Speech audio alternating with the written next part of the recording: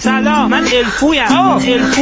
آره میو خود مرده. بچه یا باید شوهر کنم یا بمیرم. این یکی باعث مرگ دردناک میشه، این یکی با اکوپت و کمی کثافت کاریه. الفو پیداش کردم.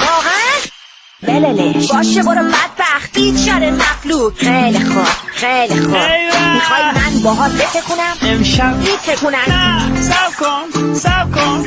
بیست جفتتون خفه به تبرگین. ای بابا نصف سب واسه ما چیز نداشتن، واسه ما چیز گذاشتن. دوش دالم تو زردگی.